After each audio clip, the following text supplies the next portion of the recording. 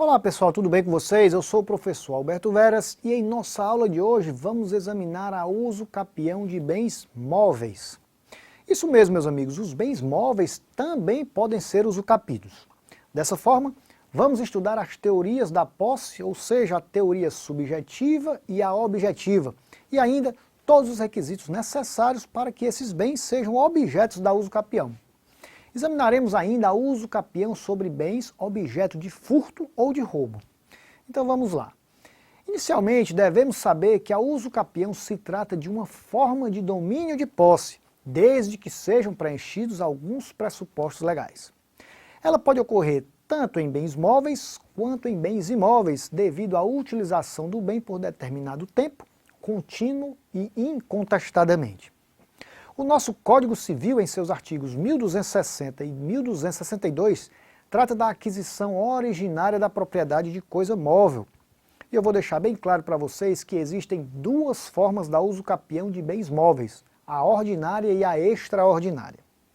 No caso da uso capião ordinária, a tradição é realizada por uma pessoa que não é o verdadeiro e real proprietário, que acaba enganando o adquirente. Já na uso capião extraordinária, a posse da coisa vai decorrer de qualquer meio, inclusive furto ou roubo, permitindo que a aquisição da propriedade da coisa móvel aconteça pela posse contínua e incontestada pelo período de 5 anos. É importante destacar que essa aquisição se dá através do exercício contínuo da posse por certo lapso temporal, com o ânimo de ser dono, isto é, o direito real, que consiste em gozar, dispor e reaver determinado bem. Convém destacar que nós temos duas teorias sobre a posse, a teoria subjetiva e a teoria objetiva. Pela teoria subjetiva, a posse seria o poder direto que alguém tem para dispor fisicamente de uma coisa, com a intenção de tê-la como sua, e para defendê-la da intervenção ou a agressão de outra pessoa. Temos nessa teoria dois elementos que a caracterizam. O corpus, que é o elemento objetivo ou material da posse, traduzindo-se no domínio ou poder físico sobre a coisa, ou na detenção do bem e na possibilidade de disposição. E o animus domini, elemento subjetivo da teoria, caracterizado pela intenção do possuidor em ter a coisa para si, é o dizer, o ânimo de ter a propriedade do bem. Pela teoria objetiva, o elemento corpus é suficiente para caracterizar a posse, daí a objetividade da teoria.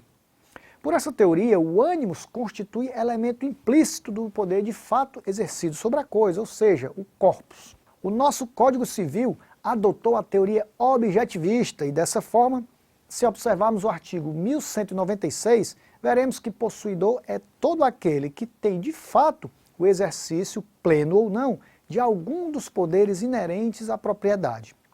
Nós temos duas formas de uso capião de bens móveis, a ordinária e a extraordinária.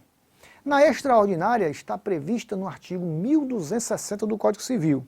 Nessa modalidade de uso capião, diz que a pessoa que possui coisa móvel como sua, contínua e incontestadamente durante 3 anos, com justo título e boa-fé, pode ingressar com ação judicial visando a aquisição da propriedade.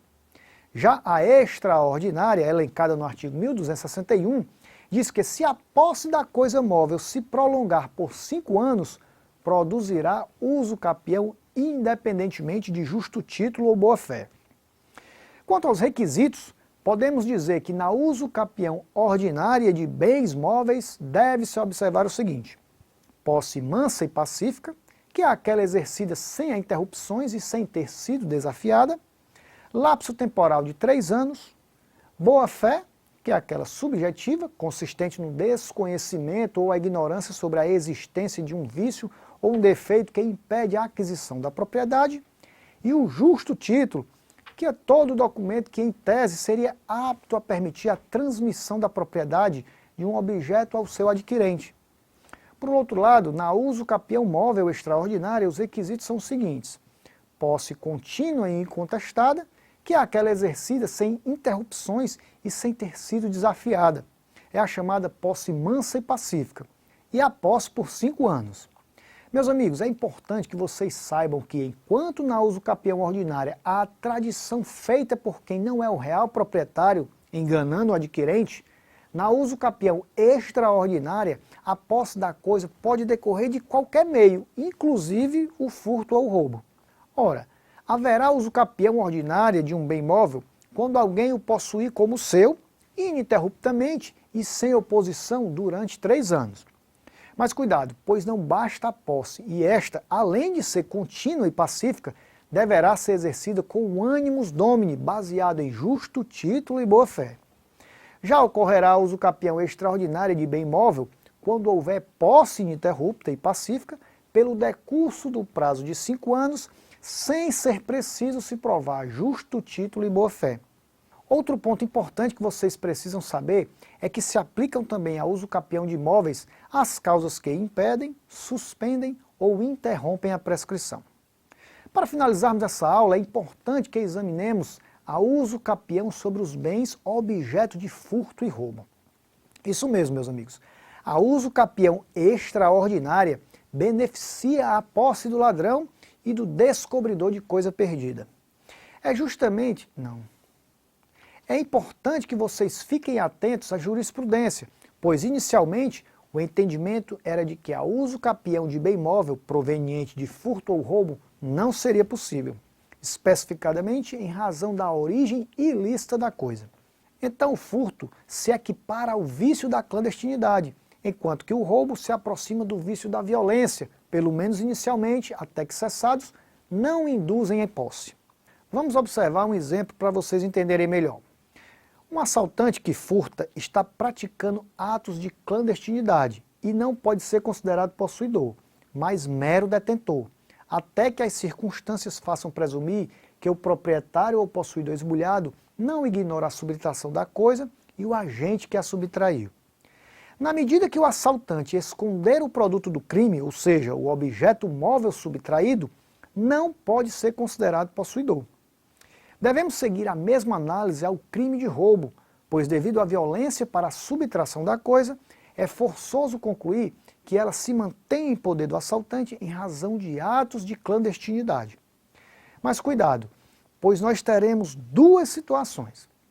O assaltante não pode ser considerado possuidor, mas um mero detentor. Então não há possibilidade do próprio meliante se beneficiar da uso capião de coisa objeto de furto ou roubo. Mas por outro lado, caso o produto do furto ou roubo tenha sido alienado a terceiros de boa fé, a jurisprudência é pacífica no sentido de que é possível a uso capião, inclusive na modalidade ordinária. E assim finalizamos aqui o nosso estudo de hoje, e não deixe de estudar o material disponibilizado em sua área do aluno para detalhes mais aprofundados sobre os temas aqui apresentados. Bons estudos e um forte abraço!